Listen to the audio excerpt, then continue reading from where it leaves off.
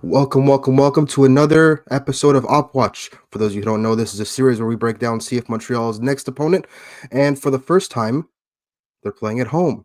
Finally. Anyway, this road trip has come to an end, and the first visitors is the team from Queen City, Charlotte FC. With us today for this special episode of Hop Watch, we have the radio play-by-play voice, Will Palaszczuk. Will, how you doing? I'm good, man. How are you? Not too bad, not too bad. Very excited to see Charlotte. I think the signing of Wilfred Zaha is definitely something that was on everybody's radar. But you guys got off to a really good start to the season too. You guys are playing some really nice football. They are, and the vibe is really high right now with where Charlotte is. Obviously, uh, you think about the way that they've played this season. The home form has been very sparkling. 4 victories out of 4. Even though I still think that they're looking for their first consistent 90-minute performance. That's the one thing where, Mhm. if you're talking about trying to maintain your edge and looking for something that might be elusive, it's that first 90-minute consistent performance. Even in Yeah, their victories, they've had bouts of play that were somewhat forgetful and or forgettable, I should say. The first 32 minutes against Nashville was some of the most inconsistent play we've seen from Charlotte in quite a while in that building. A building they've only lost 3 times in the last 40 competitions. So from that perspective, it's been a bit uneven, but the record's been very, very good. And now the question is, can the road form follow? The couple of road games that we've seen, 3 of them have all had their warts in different ways. Game against Seattle was one that Charlotte, I think, would find themselves fortunate to get a draw from with a late goal, an own goal from one of the best center backs in the league, in Yamar with Seattle. The game against Miami, where they had Miami down to 10 men without Messi on the pitch, and yet Miami nicks a goal and they bunker for dear life, and they're able to play a low block against Charlotte, and it was very impenetrable in the final 45 minutes of that contest. And then Colorado, kind of a lost game where, Charlotte just couldn't find that last pass. It was pretty hard to be clinical in that one. And right now it's a situation where they're trying to find every bit of way to make sure that they can take what they do at home onto the road. And that's the biggest unanswered question at this point going into week 8. yeah. I mean, you guys have been perfect at home, like you said. 3 losses in the last 40, which is even impressive, even by MLS standards. Where home and away records are so lopsided. You haven't managed to get a win on the road yet this season. Where do you think that discrepancy lies? What's the missing link between getting those 3 points on the road and getting them home? I'd have a higher pay grade, if I if I knew the answer to that. But I think honestly, they do rely a lot on the energy they get from the home crowd. In this league, we don't see a lot of heavy traveling support, except for the regional games. Obviously, you guys with Toronto see a lot of traveling support here in Charlotte. We get Atlanta up here, Mhm. and when we go down there, we get a lot of our support that goes down there. We travel a lot to Nashville and DC, and vice versa. But outside of those regional contests, you don't feel your road support. And many of these guys who've played internationally at least feel buoyed by that support. And for whatever reason, that combined with, the cheering on the other side, and obviously the ability for oppositions to dictate the terms. This team needs to be able to dictate the terms in order to win. They thrive a lot on the counterattack. And if a team is not able to make mistakes, that unfortunately limits your opportunities. And one thing that Dean Smith has said this season, they want to be a lot more variable in is possessing the ball a lot more and working through the midfield and not being so not being so wing dominant. When you have a player like Wilfred Zaha, obviously that maybe shifts you a little bit more to trying to be a little bit wing dominant. But you've seen with the play of Pep Biel that they can play through the middle. They've added a couple of guys who can progress the ball as well and make sure that they dictate the terms that way as well. But again, it just comes down to consistency, and it comes down to trying to make sure that that same energy that they create at home, that's buoyed by their fans, can be created basically out of thin air when they go on the road and try to win some of these in some of these very, very tough road venues, Montreal's included. Yeah, I think that's one of the main reasons that MLS has such a wide gap between home and away records because two reasons really: geography and cost to travel is just not convenient on a weekly basis. Even within, I mean, for North America, from Canada going to the US, forget about it. But even, if you're going from Charlotte all the way up north, for example, for a New York game or a Red Bulls game, it costs a decent amount, and Mhm. I think if they want better atmosphere, that's something that has to be addressed. But again, I don't think MLS has much control over the price of a plane ticket or a train ticket. Sure. Um, with that, despite that inconsistency on the road and at home, you guys still have a pretty good record. You're still fourth in the East. You're 2 points out of first place, which is occupied by Columbus right now. Last year, you guys finished in fifth. What were kind of the objectives after last season, and how do you think the club has managed to meet those objectives or surpass them in some cases? Now that we're about 20% of the way through the season. Well, I think the one thing, and I'll even take you back to the beginning of last season when they brought in Dean Smith, they felt like they inherited a pretty decent squad, Mhm. but it was a squad that I think was maybe told to think of things in different minds. And so much of the way that the previous administration wanted to play was a very tactically complicated game model. And a lot of times it made you have to not necessarily think naturally. Whereas Dean Smith comes in and he simplifies everything, particularly defensively. And you saw the output of that with one of the best defensive records in the league, second most. Or second least goals conceded of any team, least of anybody in the Eastern Conference. Problem is, from Dean's perspective, they didn't score enough to his liking, and much of last season's woes, when there were woes, centered around either not creating enough chances or converting the ones that they had created. And that was something that was a major sticking point through many parts of the season. They had great victories. They went on the Yeah, road at Cincinnati. They went on the road at Atlanta. They had some very high mark victories, including one against a very tough Columbus squad early in the season. They were able to beat a couple of different squads down the stretch as well to solidify their playoff footing as well. But when it came down to it, chance creation and chance conversion were the two big bugaboos. And the other part of it is that when you're in this league and with the format of the playoffs, they put a premium on finishing in the top four. The top four is a real yeah, coveted spot in this new playoff format when you have a 3-game series in that opening round. And if you ask anybody connected with the club, they feel like if they would have gotten one position higher in the table, they would have had the ability to not only advance beyond Orlando, but then have the rest of the postseason fall in front of them. Because even if they got past Orlando in the spot they were in fifth, they would have had a home playoff game throughout the rest of the Eastern Conference playoffs had they it's advanced all true. the way until the MLS Cup final. So, and we already talked about how Charlotte FC has been very, very unbeatable at home. So their objective to start the year has been get to the top four by any cost. This is the first year that the front office has felt that they are in play for any and all the trophies that they are up for. They're back in the U.S. Open Cup this season after a 1-year That's hiatus. great to hear. Uh, they did not I don't think they treated the Leagues Cup with with the kind of, I don't want to say seriousness, but I just don't know if they gave their entire all in the Leagues Cup. And I think Dean Smith really didn't know how to look at the Leagues Cup with his first year in the league. I think the new format helps them. The fact that all 3 games are at home and against Liga MX squads, and they're trying to uh, make the MLS versus Liga MX part of it more prominent. So I think that's a tournament that'll be taken a lot more with a lot more care from Charlotte FC's perspective. And also, Dean has also said, whether it's the cup, whether it's the shield, he's one of these coaches who comes from that European model where he feels Yeah, like, the shield is the bigger prize than the MLS Cup because there's some randomness to the MLS Cup and the playoffs as well. But he feels like they are major players for any of those things.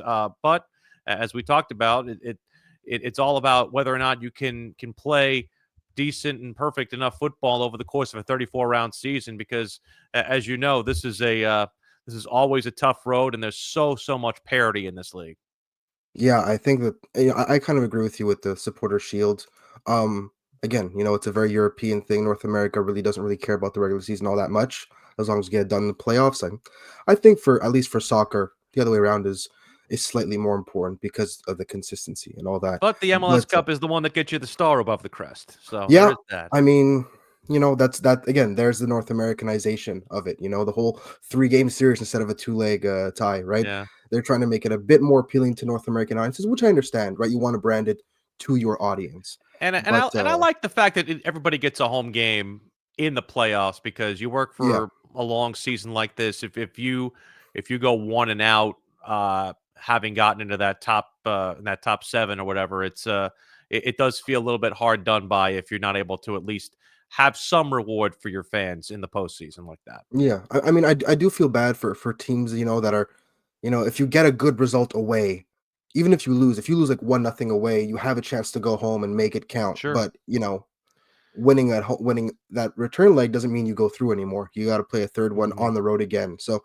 I feel like there's pros and cons to both. I'm partial to the two leg system. That's just you have so many memories of the Champions League and even Sure. MLS back in the day. Um, I love it. I can't help but love it. But let's take a look at the reason we're here, the game on Saturday. You provided us with a provisional lineup. Can you just walk us through the squad and then what you expect from it? So this is the way that Charlotte FC looked to start the second half, and I'm glad that you called it a provisional lineup and a projected lineup because again, a lot of this I think could be very subject to change because Dean Smith did put out a lineup that even I didn't really expect last week, where he had Pep Biel, who was seen in this lineup centrally, more so on the wing, and he had three defensive midfielders, somewhat in a flat 4-3-3. So I think this is kind of how they will line up from a form perspective. Christian Kalina is the goalkeeper, defending MLS goalkeeper of the year.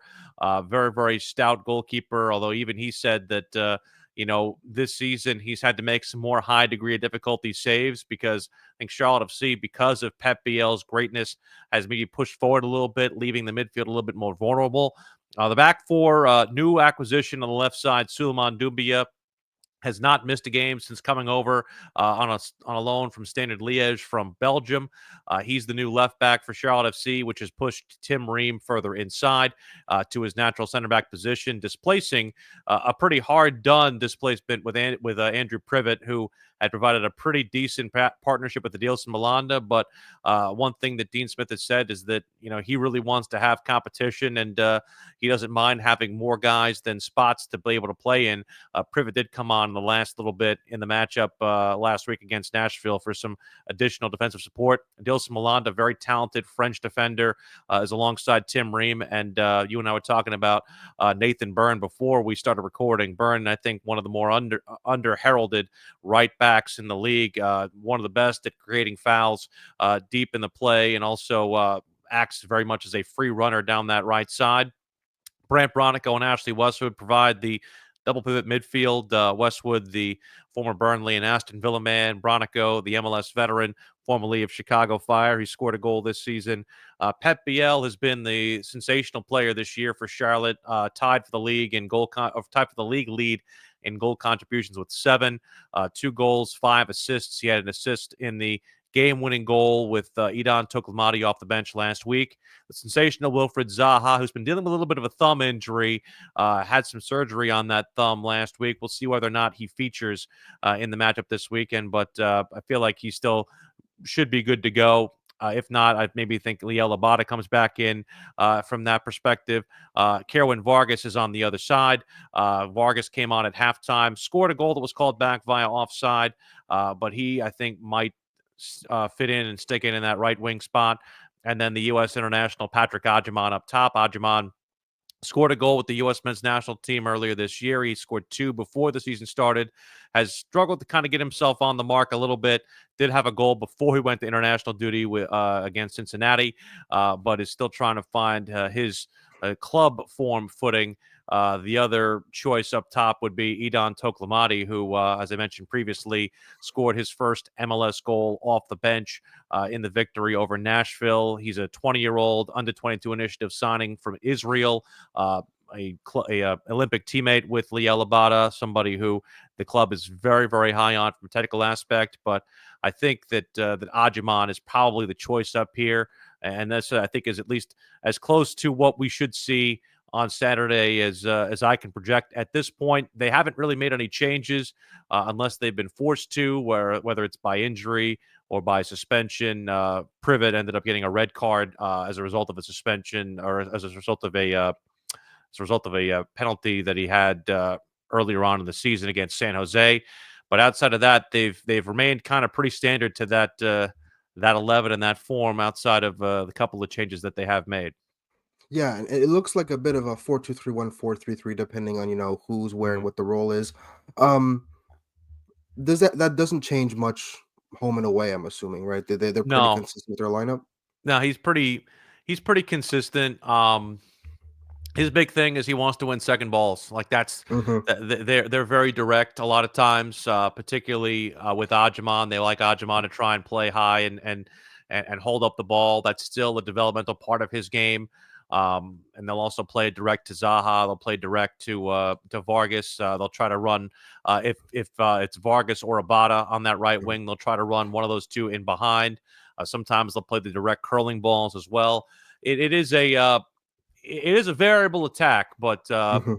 but they do kind of keep some of that same, whether it's 4-2-3-1 or 4-3-3 shape. It's basically either one of those two.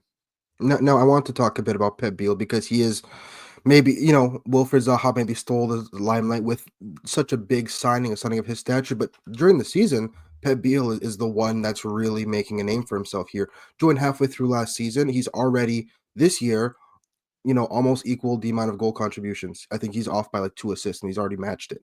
Um, how important is he to this group, and whether or not he plays out wide versus in the middle, do you think that will impact the way that they then play?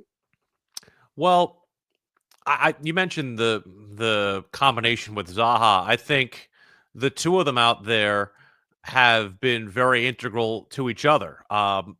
Pep Biel did have a goal contribution without Zaha in the lineup in Seattle, but that was off of a corner kick where he set up a Adil Malanda for the first goal they scored of the season. But I think both of them being on the field together has forced opposing defenses to make a choice on who they double. And if you double Pep Biel, well, he's just going to throw it to Zaha, and Zaha 1v1 against most defenders in this league feels like a mismatch. Or if you double Zaha, that leaves Pep Biel with a lot of open space in the middle. So it does create a Sophie's choice for MLS defenders that hopefully also players like Ajiman, Vargas, Abada, etc., can also take advantage of when they're backing themselves in form. But Pep Biel was an incredibly shrewd re-sign by this front office. You mentioned he came here middle part of last year.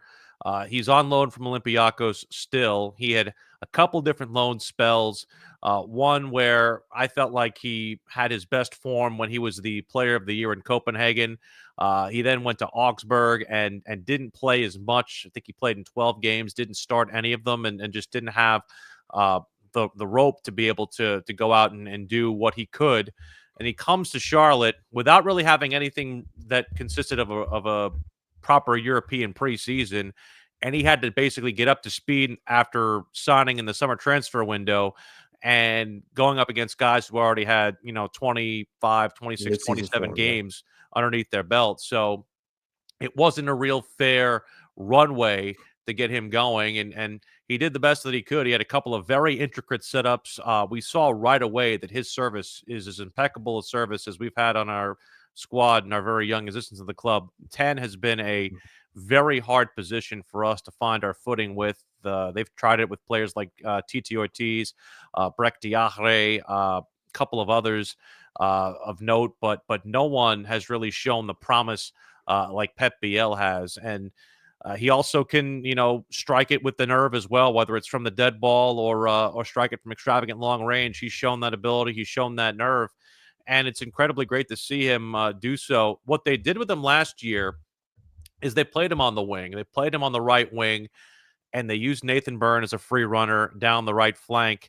And when Byrne would run, Pep would tuck inward and kind of act as that auxiliary midfielder or that secondary central attacking midfielder. When they've tried to do that this year, hasn't always had the most effectiveness. So I do think that his best spot is in the middle. We had a chance to talk with him before the game actually last week, and he says, "Look, I've played in both places. I think it's no secret. I probably prefer the middle, but I'll do whatever the coach wants me to." So I think based on the in-game adjustment that Dean Smith made to put Pep back in the middle and the boon that actually came from it. I think that at least shows that the best construction of this team is with two traditional wingers and Pep playing more in that central attacking midfield role. Yeah, I think Montreal has been kind of susceptible to attacks from multiple fronts when it's a relatively straightforward team. A team like DC, a team like even Chicago, they've held their own defensively. But you saw against Columbus where the second there's any kind of ambiguity thrown into it, then that's where playing under a new coach and a new system kind of starts to maybe show certain flaws. It's going to be a very interesting matchup, especially with, like you said, right, the fact that they are buoyed at home. Let's go right into it. What are your predictions for the game? Not just score, but what do you think is going to be maybe one of the deciding factors of a game like this? Well, I think the deciding factor to me is kind of how they react Montreal, obviously for it being their first home game. Putting any team in this league on the road for 7 consecutive contests is a very, very tough road to hoe.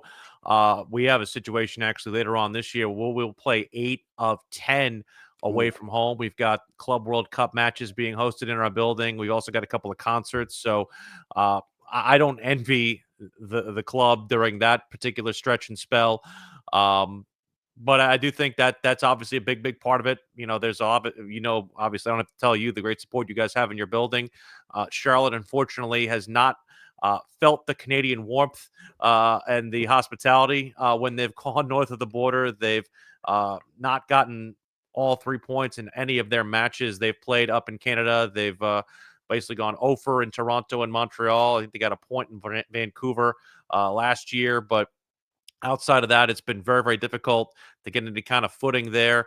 I'm actually curious too of what your shape is going to be because it did feel like for the most part Montreal has played with five or with three and two wing backs, but I know Marco switched up the shape last week. yeah. I don't know what your thoughts might be in terms of what they'd look like from that perspective, just because I think when it comes down to it, three at the back might cause Charlotte more problems than a traditional fullback might.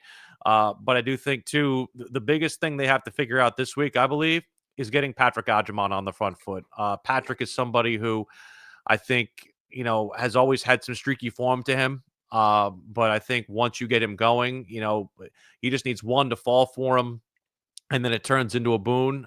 So I think from that perspective, that's Charlotte FC's biggest objective is try to find a way to get Patrick Adjamon going because I think at this point, after what we saw last week with Edon Toklamati scoring his first MLS goal, that was always kind of the one thing that gave Adjamon the leg up, saying, "Oh well, Hmm. Edon hasn't scored, so I at least know that Patrick Adjamon can score goals in this league."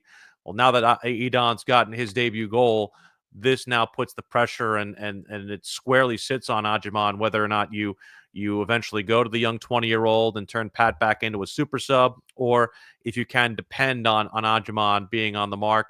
I do think this is a game where you still would favor Charlotte, but I think if Montreal can do anything, it's nick a draw against this squad at home because I do think that they do have some firepower and have the ability to get themselves forward.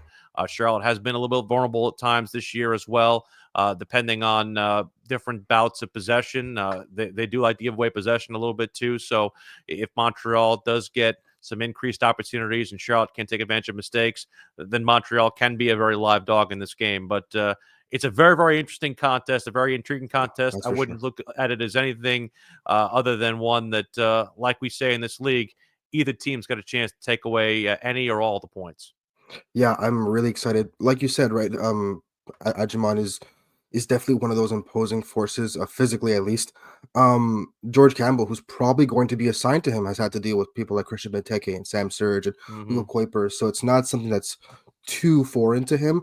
But it's all about maybe just if they can manage to isolate him and completely block off maybe access to the middle, maybe that makes the midfield's uh handling of Pep Biel a little bit easier if he can't really combine. And but it's going to be a very interesting battle defensively. I think that Montreal, especially going forward, has been a lot more liberal this year. A lot, Hmm. sorry, under Marco Donadel in the last couple of games, even against Columbus, where it was a disastrous first half, but the second half they actually took the game to Columbus, and they had 2 goals rolled out for offside, but very Sure. easily could have maybe taken a point away from them. I think it is all up for grabs here. I think really any kind of result is on the table. I just think it's long overdue that they get 3 points. The crowd is, it's supposed to rain here on Saturday, but the crowd's going to be there and the crowd's going to be on fire. Um, Either way, I'm very excited for a game like this because again, I've never gotten the chance to see a player like Wilfred Zaha in the flesh. So hopefully he's ready and he's fit and he's out there because players like him, it's a treat to watch. Sure. All right. He's incredibly talented on the ball Oh too. yeah, it must be something special. I think we all kind of saw that stuff in the Premier League, and wondered if that would translate. And even just from the first week we saw him, it's like, oh, that's Oh, what so you it's get. real. That's what that looks like. And he's an incredible joy to watch. I hope you guys get to see him. Yeah, there's always something about players that are were at some point world class when they come here. You could tell why they were. And We're he's gonna still head got a right lot of into it. that in his toolbox. Don't worry. Yeah, I can't wait to see that. We're gonna head right to it. Score prediction right now, just off the cuff. What do you got? Um, Give me 2-1 Charlotte. I think it's gonna be a goal fest. I think it's gonna be like a 4-3 or a 3-2. I'm leaning Montreal's way just because it's home and they're back and they're playing a lot more attacking, but it really can go either way. I think. Um, but yeah, I'm very excited for a game like this. I've been looking forward to the matchup with Charlotte since the schedule dropped early. Will, thank you so much for your time. I really appreciate it. Tell the people where they can find you. So you can find me on the app formerly known as Twitter at Willie P Style. Our broadcast home is 92.7 FM in Charlotte. WFNZ.com is how you get in touch with it. We've also got a bunch of affiliates across North and South Carolina as well as in Virginia. So we are a 3-state radio network and very much happy to provide the fans here in the Southeast of all their soccer stuff and like I said before, this is very much a regional team, but we definitely love the opportunity to go on and talk soccer with anybody across our league. It's a very insular league, which we very much like, and appreciate the opportunity to have a chance to talk soccer with you. Of course, thank you once again for joining us, and may the best team win. Yes, sir.